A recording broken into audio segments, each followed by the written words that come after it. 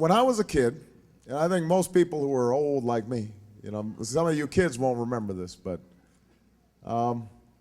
you always had an art teacher and a music teacher. You could be in the poorest school district in the world. Now, I'm not saying music was always exciting, right? Sometimes, the teacher would be making you sing songs that, are from like the old show tunes, I had one music teacher making Oklahoma, where the... Yeah, I was more into Stevie Wonder, so there was a... But the point is that everybody had access to music, everybody had access to art.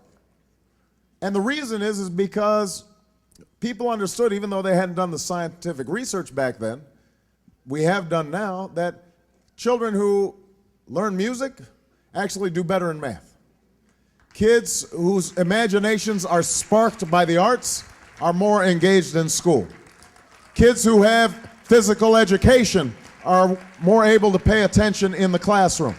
So these things aren't just extras, they are part of a well-rounded education. So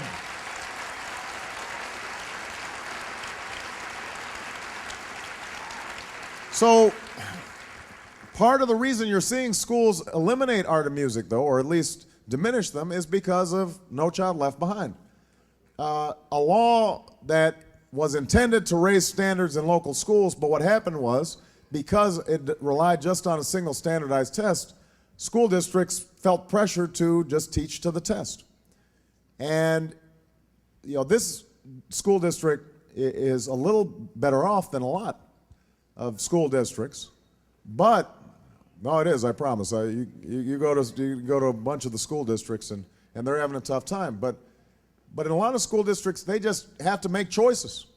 And they decide, what, if we're going to bring our kids up to test level, all they can do is just study math and reading every day, all day long. They've eliminated recess, they've eliminated art, music.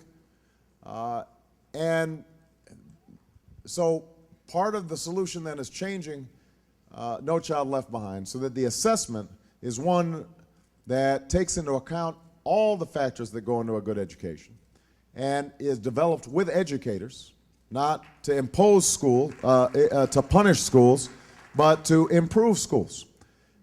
And the other thing is that we have to just improve arts and music funding generally in schools, but also outside of schools.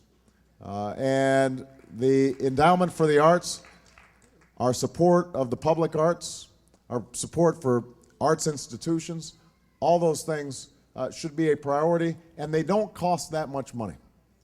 They really don't. But you get such a big payoff.